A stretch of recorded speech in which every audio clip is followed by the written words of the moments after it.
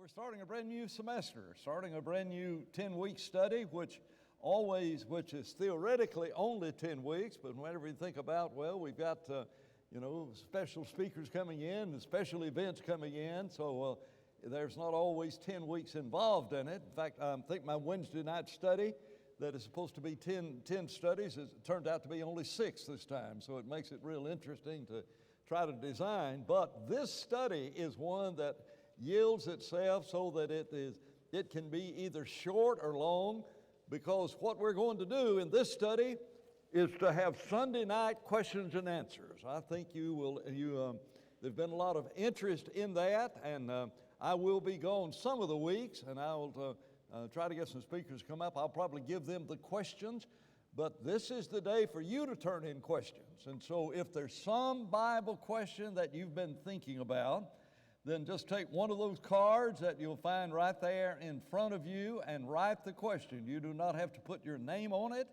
but if there's just something you've been thinking about, some verse in the Bible, just something you've been wondering about, and as far as I'm concerned, there are no bad Bible questions. I mean, the worst Bible question is, out of what kind of wood did Moses build the ark? What's your answer to that? You weren't listening if you said gopher. I didn't. I said, what kind of wood did Moses build the ark? Moses never built. Somebody caught it back there. That's great. And so, so there are no Bible questions. And also I make this thing, and it's never happened, and I hope that it never has happened, is to ask a question so everybody in here knows who they're talking about. What do you think is the responsibility of the spirituality of a man who wears a blue shirt to worship? And so everybody looks around and see who's got a blue shirt on, you understand. And so sometimes individuals would take advantage of this to hit out at somebody, and that is not what Bible class teaching is all about. And for sure, there's a bully pulpit that sometimes preachers use. We never have any desire to do that at all. But if there is some Bible question, now we haven't done this, used to do it on Sunday night, and when we started this study on Sunday night, it was interesting that I thought it would last about 6 weeks or something, and it went 10 years, I suspect. There was just always interest in when we would do this. And so Kurt Cruz, who's now heading up the adult Bible class program, doing a lot of the arrangements, says, Dan, how would you feel about doing questions and answers? And I love doing it. I really, really do it. Because let me tell you why. Sometimes preachers have to decide, Bible class teachers have to decide what would be interesting to people. I know what will be interesting to you if you tell me what you want to have discussed in here. And I find this really, really good. And so here's what we're going to do today. I'm going to do in a generic way to talk about some questions that always come up, and they all have to do with the end times. Questions like, what is the tribulation? What does the Bible say about the tribulation? If you have any religious discussion with any of your friends, for some reason, they are obsessed with that. And then, is the end of the world at hand? And so many people believe that, do they not? And so I want us to look at some of those verses that discuss this. And I hope it will be of interest into you. Today I'm picking the questions, and so I'm dependent on you to write down those questions and hand the cards to me sometimes when you see me today, and that's what we're going to study. You are going to, if there's something you've been wondering about, does the Bible speak of anybody that has 6 toes? Did you know that? That's in the Bible? I have no idea where, but I think it's 6 toes. It was the 6 fingers or 6 toes. I cannot remember. I remember sitting in Fiji, and everybody's barefoot there almost, and the boy over there just didn't look right. I couldn't figure it out, and I finally looked down. He's got 1 too many toes. Now, wait a minute. If you've got 6 toes, nobody has told me about it. Just keep your shoes on, and I will not identify who that is. But let's talk about those things. And Buzz, if you want, can pull up Matthew chapter 24. if you put the first 3 verses of Matthew 24, and Buzz, I told Buzz, I said, Buzz, you're no David Sproul. When David would do this on Sunday night, David would always try to guess what verse I'm going to use. And so it was a contest between me and him for me to hide what verse I was going to use, and finally said, the Bible says in such and such, and immediately he'd throw this up there. So it's Matthew chapter 24. We want to look at the first 3 verses because this becomes the basis of the end time questions. And so you can look up on the screen because Jesus is leaving the temple. Now, if you've got your Bible open, you need to look back in chapter 23 because there is almost no paragraph division. Once you get to chapter 21, all the way through most of chapter 26, it's all happening one thing right after another, right after another, right after another. And so the context in which they said, what will be the signs of the end of the world? And that is in verse 3. If you're in chapter 24, is that down in, maybe it's in verse 2. Let's see. Yes, it's in verse 3, I guess. Tell us when these things will be, and what will be the sign of your coming and of the end of the world. Now, it depends on what translation you've got here. But the translation that everybody used for so many years until some of the more modern speech translation became more popular maybe probably 25 years ago. Everybody read this, and we used the expression, end of the world, end of the world, end of the world. And people go to this, and in my lifetime, every war there has ever been, every earthquake there's ever been, every tsunami there's ever been, every hurricane there's ever been, that's one of the signs the world must be about to end. Well, where are you going to read that? Well, Matthew chapter 24 talks about the end of the world. And so you've got to understand that we use that expression, and we're not using it in the way the Bible uses that expression. And I'm going to show you that a little bit later. But if you've got your Bibles open, and really you need to have them open because Jesus is in the temple. In fact, he spake these things to his disciples, and he begins to talk about the Pharisees.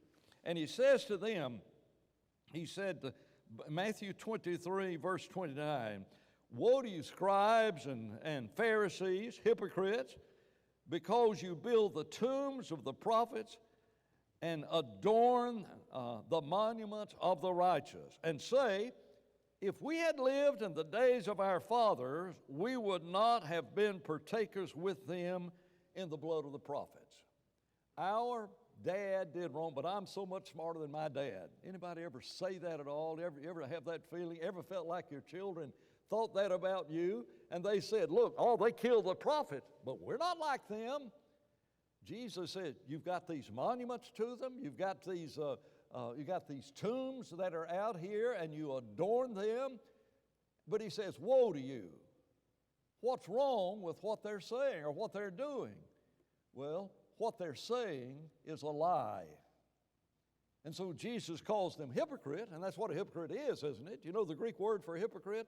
You know the sign for a hypocrite? Mickey, show us the sign for a hypocrite.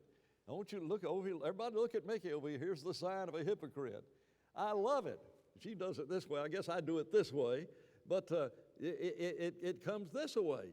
Here's what you want everybody to think you are. Isn't that a classic description of what a hypocrite is? It is more graphic than to talk about the Greek word itself and how that word was used. And so we would not have killed those prophets. And Jesus says, want to see what you really like? Want to see what you really like? He says, you are the children of your fathers. That was an expression used by the Jews to describe an individual. Barnabas was called the son of, depending on which translation, renamed him. Son of exhortation, son of consolation. The son of describes the nature of the person. And that word of profanity is a mockery of your mom. You're the son of your fathers. You're like your fathers. And he said, now the proof of it, he says in verse 33, serpents, brood of vipers, how shall you escape the condemnation of hell? Therefore I will send to you prophets and wise men and scribes, and some of them you will kill and crucify, and some of them you will scourge in your synagogues and persecute them from city to city, that upon you may come the righteous blood of everybody that's been shed on this earth. And then he says, verse 26, verily I say unto you that all these things will come upon this generation. Abel is killed. How's God feel about that? You remember how he felt when Cain killed Abel? God reacted, did he not? And then to think of all of the prophets, almost every prophet he sent was mocked. Well, we wouldn't have done that. And Jesus said, you are just like your fathers. I will send you scribes. By the way, see that word scribe? What's a scribe? Somebody writes something. Here is a prophecy that the New Testament will be written. I will send you inspired scribes, not just ordinary scribes. I will send you inspired scribes and prophets, and affirmation. That is, the Old Testament existed in writing, so the New Testament. And then he says, what are you going to do? And so you just keep adding up. You know this expression? I've had it up to, that's what God does. Fill up the measure of the wrath of God. Go ahead and keep pouring it in. And when you kill every one of the apostles except John, and when you've killed the Son of God, you've had it. And he said, all of the righteous blood shed on this earth, go back to verse 35, that all of this, their blood will be on your hands. Verily I say unto you, it's going to happen in this generation. And he's in the temple. And verse 38, he says, your house is left desolate. You think this is God's house? Not God's house. It's your house. God is not here, and it is a desolate house. Now, in chapter 24, he's going to talk about the abomination of desolation. He takes this same word and brings it over into chapter 24. And there, look in chapter 24, in verse 15, whenever you see, when you see the abomination of desolation spoken by the prophets standing in the holy place. There's the desolation of the holy place. And so he says, your house is desolate. In fact, the abomination of desolation that Daniel prophesied about is about to come.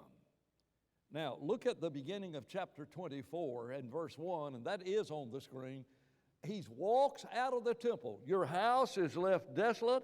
And he went out and departed from the temple, and the disciples came to him to show him the buildings of the temple. And he said unto them, do you see all these things?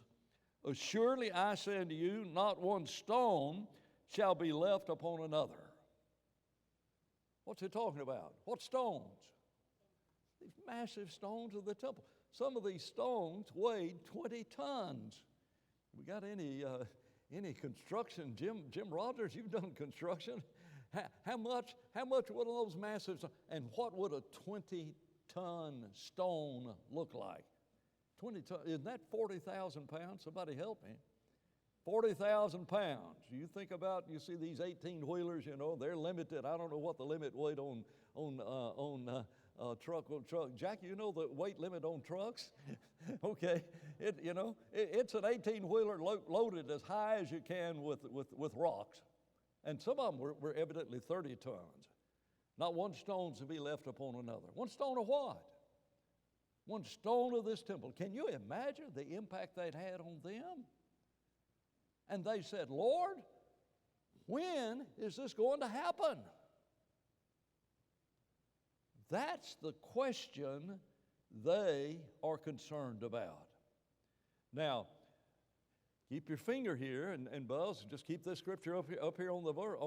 But go to the book of Luke, Luke chapter 21. You've got the parallel account in the early verses of Luke 21. In the early verses of Luke 21, he said, verse 5, Luke 21, verse 5, then as some spake of the temple, how it was adorned and with beautiful stones and decorations, he said to them, these things which you see, the days are coming in which not one stone will be left upon another that shall not be thrown down. So they asked him, saying, Teacher, when will these things be, and what signs will there be when these things are about to take place? What things? Not one stone being left upon another. That's the question they are concerned about. And I know they use some other, in Matthew they use some other phrases, but Luke did, Theophilus, to whom Luke was written, did not have Matthew. If you just had the book of Luke, what would these signs found in Luke 21 be? Signs, if you're just reading Luke's account, signs when not one stone, the second coming is not mentioned at all. Isn't that amazing? They didn't ask about the second coming. Give us the sign when these things are about to take place. Now then, Mark has the same thing. Look at Mark chapter 13. And that's why you have, the gospel accounts in all of these by different emphases that are found. Verse 1, as he went out of the temple, one of his disciples said to him, Teacher, see what manner of stones and what buildings are here. And Jesus answered and said to them, Do you not see these great buildings? But not one stone will be left apart upon another, which shall not be torn down. As he sat on the Mount of Olives, look at the question, verse 4, tell us when these things will be, and what will be the sign when all these things will be fulfilled. Tell us, Lord, give us the signs when these things are going to happen. Tell us the signs. Isn't that amazing? Neither Mark nor Luke mention the second coming. Isn't that remarkable? So if you've only got Mark, or if you only got Luke, then every one of those signs, now listen to this, if you only got Mark and Luke, then every one of those signs was a sign when the temple would be destroyed. You still in Mark? It's still in Mark. Let me show you something really, really important. In Mark's account, Mark describes where he was and who heard him and who was involved in asking this question and who received the answer to this question. Go back to Mark chapter 13, verse 3. As he sat on the Mount of Olives opposite the temple, Mount of Olives was on the mountainside, the Mount of Olives that overlooked the whole temple area. If you're on the top of the Mount of Olives, you could look over the wall and you'd see the temple. It'd be the most dominant building you would see. And so he's opposite the temple. Peter, James, John, and Andrew ask him privately, saying, when's this going to happen, and what will be the signs when these things happen? Now that's the context. Now let's go back to Matthew. What do you do about the fact that you've got what some people call the second coming here? What will be the sign of thy coming and of the end of the world? Now, if you've got any translation other than the King James, the old King James, you don't have the word world there, do you? What will be the sign of the end of the age? That's different. The end of an era. The end of a specific period is not the destruction of the earth. in English, when people talk about the end of the world, they're talking about the apocalypse, and they're talking about this earth burning up with fire because there's been an atomic nuclear war of some kind. And that's what televangelists do with this very passage. And so they say, what will be the sign of the end of the world? I remember, and Gary, you won't remember this because you were probably only 7 years of age. We were down at Gulf Shores. Remember we went to the Gulf to see the ocean, some of those periods. I'm sitting in a Bible class and listening about like some of you are listening right now. And all of a sudden, the teacher read a verse. And I thought, I cannot believe what I just heard. I mean, you know how you read verses and you don't hear it? Let me read to you from Hebrews chapter 9. Now, if you want to mark your Bible, beside end of the world, look at or see Hebrews chapter 9, verse 26. Hebrews 9:26. Here is the verse that was read, and I could not believe it. Now, we were studying the King James, so I've got the New King James, what I'm reading from, so I'm going to read it, at least that one part of it, the very way the King James has it. He was talking about Christ and how, if His blood did not bring redemption by one sacrifice at one time and one place. He says in chapter 9, verse 26, for then He would have had to have suffered often since the foundation of the world. But now once at the end of the world, He appeared to put away sin by the sacrifice of Himself. Hello? When did Christ come? Once at the end of the world. I thought, that man can't even read good English. And I grabbed my Bible. I didn't even have my Bible open in that Bible class, and I looked at this, and all of a sudden, so many things began to fall in place. I mean, I understood, but now there is this evidence in the Bible. When did Christ die? What does the Bible say? Use the King James. When did Christ die? When did Christ appear? Not when did He die, when did He appear? He appeared at the end of the world. All of a sudden, we're not talking about the burning up of the earth, are we?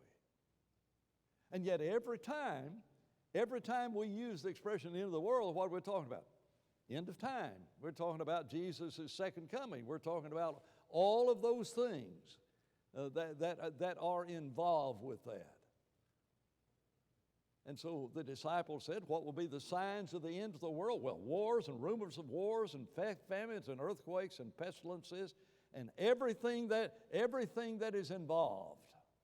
Everything that is involved. The end time, the apocalypse,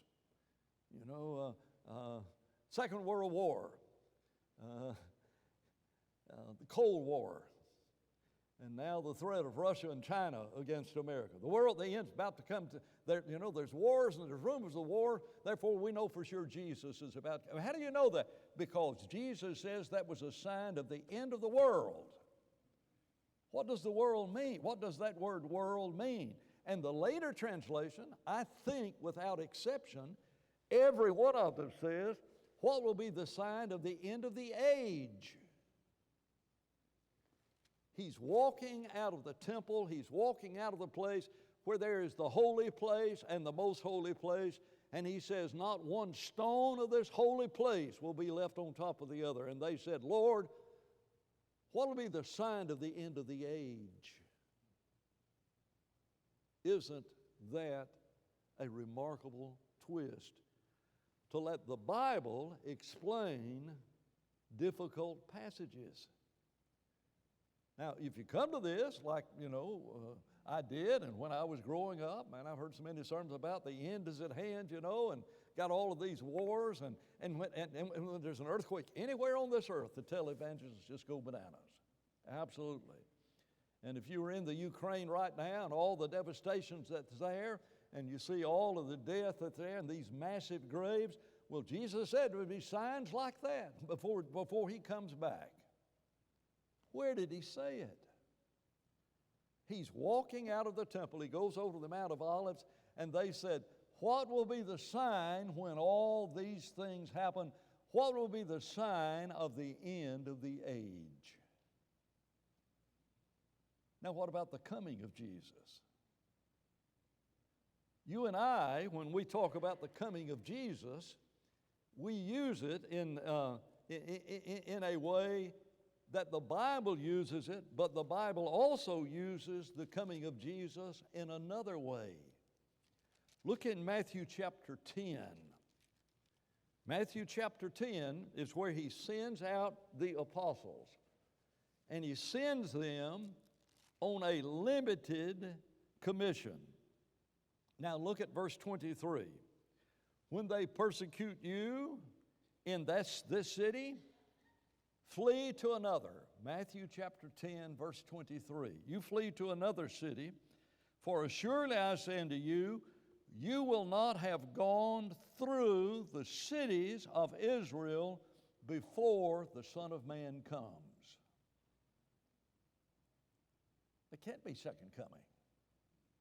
We're going to show in a minute that they preach the gospel to every creature.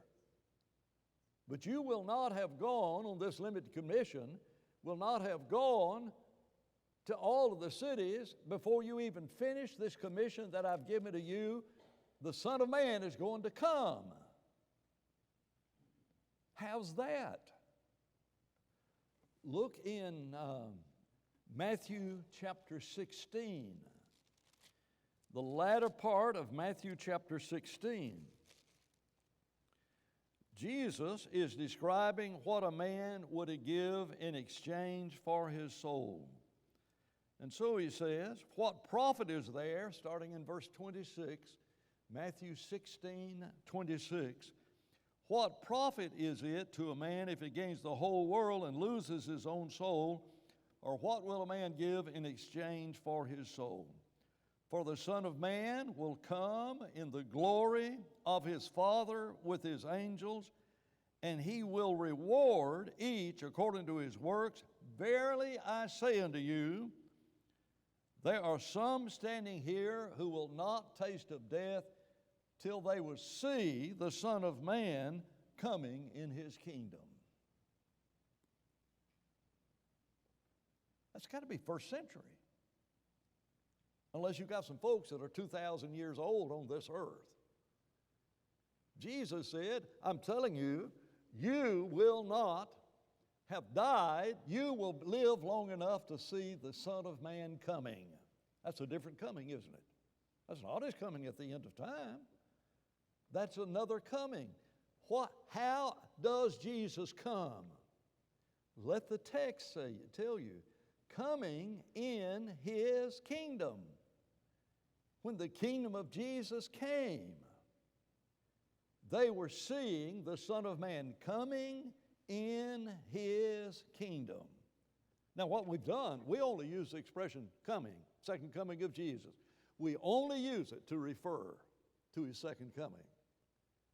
But here are two places in the New Testament where before Jesus ever talked about his coming in Matthew 24, he talks of it in two places. You will not go through all the Jewish cities till you see the Son of Man come, and then you'll see him coming in his kingdom.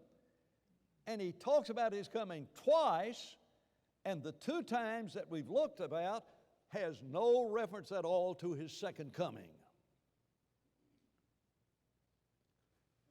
What references are there to the second coming? Prior to Matthew 24. You get to Matthew 25, sheep and goats, right hand, left hand, wise and foolish virgins. when the Son of Man comes. We got second coming there. There's no question about Matthew 25 about that being, but that's not happened yet. He's not even mentioned this. And so the question that they ask is, Lord, you are coming in your kingdom. You told us that you were coming in his kingdom, and what will be the sign of your coming? How will we know when the kingdom is coming? And so Jesus says to them, let's get back to Matthew 24. And Buzz, if you'll go to Matthew 24 and put up at least verse 5 through 7 or something like that of Matthew chapter 24. Let's look at the verses that follow this and look at what Jesus says to them. Look at Matthew chapter 24. As Jesus answered them and said, take heed that no man deceive. You see that expression? You. What kind of pronoun, to get back to grammar, what kind of pronoun is the word you? Now, I'm not talking about is it singular or plural? In Florida, you can mean singular or plural. You will be leaving this building within the next 2 hours. You, what does I say? That's plural, You forgot to comb your hair this morning. That's singular, isn't it? Now, if you understand English as it should be understood, there's a way to say you and make it plural, and that's you all. Now, if you really want to hear it plural, it's y'all. And if you really, really want to make it plural, it's y'all all come. Guess what? This is the plural word. Take heed that no man deceive you. Wait a minute. What kind of pronoun is this? Is it first person? First person is I and we. Third person is he or she or it or they and them and those. Second person. First person, I'm talking about myself. Third person, I'm talking about others. Third person is talking about others. And second person, I'm talking to the person I'm looking right at. Who is he looking right at? Remember Mark? He goes to the Mount of Olives, and there are 4 guys who are there. Peter, James, John, and Andrew. And Jesus said to 4 men. Now, they're the ones who asked the question, what will be the sign of thy coming at the end of the world? What will be the sign when all these things come to take place? He said to them, take heed that no man deceive you. For many will come in my name, saying, I am Christ, and will deceive many. And you will hear of wars and rumors of wars. You who?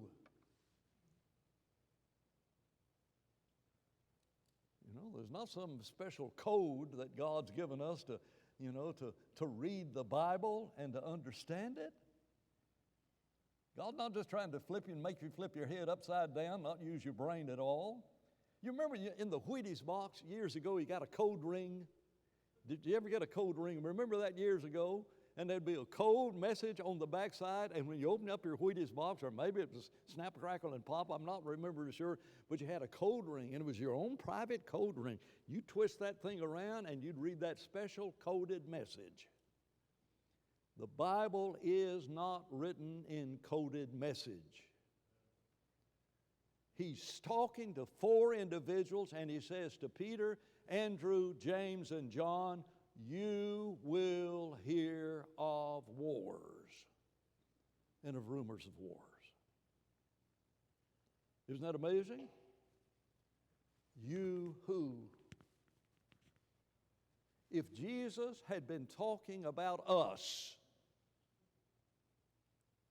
talking about anybody other than those 4 men that were there, he said, and there will be wars and rumors of wars. That's not what he says. He does not say, and they in the 21st century will hear of wars and of rumors of wars. That's not what's discussed. He's looking at 4 individuals, and he says to Peter, Andrew, James, and John, you will hear of wars. I want to ask you this. Did Peter, James, and John hear about the Second World War? Isn't that amazing? Isn't that amazing? The wars and the rumors of wars. And then having mentioned the fact that you will hear of wars and rumors of war, he says, but he says the end is not yet. What will be the sign when these things are about to happen? Well, before it happens, before the end of the, you want to put the word age there? Before the end of the world comes, before the end of the age comes, there's going to be turmoil, there's going to be wars and rumors of wars, for nation will rise against nation and kingdom against kingdom, and there will be famines and pestilences and earthquakes in various places.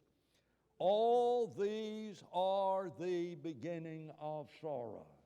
Peter, Andrew, James, and John, nation rising against nation, kingdom against kingdom, famines, earthquakes, and things of that nature are things that are going to happen in your lifetime, in the first century world. But he says, don't worry about it. The end is not yet. Well, when will the end come? Look down, if you have your Bible open, and I'd circle the word end in verse 3, the end of the world. And I probably would circle the word beginning because it's the opposite of the end. It's the beginning of sorrow. Wait a minute. Before we get to verse 14, look at verse 9. Then they will deliver you up. You who? Peter, Andrew, James, and John. They will deliver you up to tribulation and kill you. And you, Peter, Andrew, James, and John, will be hated by all nations for my name's sake. And then will many be offended. You won't be offended. You're going to give your life. And as third person, while you are being killed, there will be many who will be offended and will betray one another and will hate one another. Then many false prophets will rise up and deceive many. And because of lawlessness will abound, the love of many will grow cold. But he who endures to the end will be saved. Peter, Andrew, James, and John, you're going to give your life. But he who, while we're having the wars and the rumors of the wars and many are being offended, there are those who are going to stay steadfast, and he who endures to the end will be saved. Keep it in context. And this gospel of the kingdom will be preached in all the world for a witness to all the nations. And then look at that. And then, what's going to happen? The end will come. The end of the world will come when the gospel is preached to all the world. Isn't that amazing? Then the end will come when the gospel is preached to all the world. Has the gospel ever been preached to all the world? Televangelists, I remember hearing one a few years ago. Now that we have satellites, and man, you can be in the middle of Africa and you can have a little radio, and that was before the days of smartphones, but you'd have your little radio, and with that, you will be able to hear, and everybody on this earth, for the first time ever, everybody on this earth is going to be able to hear the gospel. And therefore the end, Jesus is about ready to come back. That's one of the signs. When we finally get the gospel to the most remote place on earth, now we're able to do it. Never been able to do it, but now Jesus is about ready to come back. Look at Colossians chapter 1.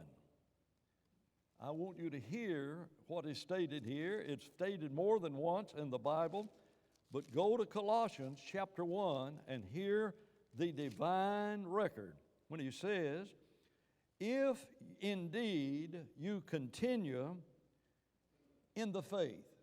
That's Colossians chapter 1, verse 23. Remember, many will not continue.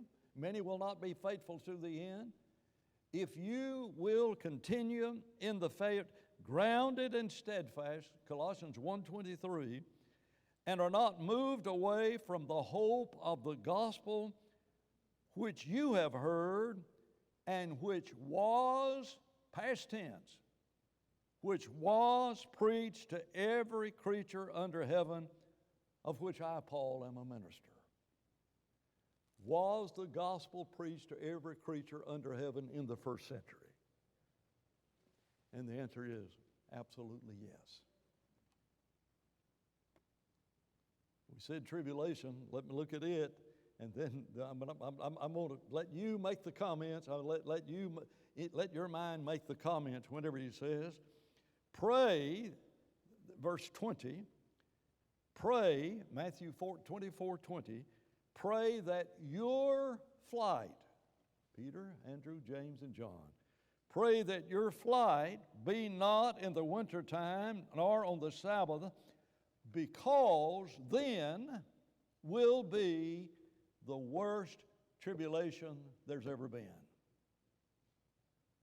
Why do Peter, Andrew, James, and John need to pray that their flight be not in the wintertime nor on the Sabbath day? Because that will be the time when the worst tribulation there's ever been will come. God's had it up to here. Almost. You haven't killed the apostles yet, but you're going to fill it up. What would you do if somebody killed your son?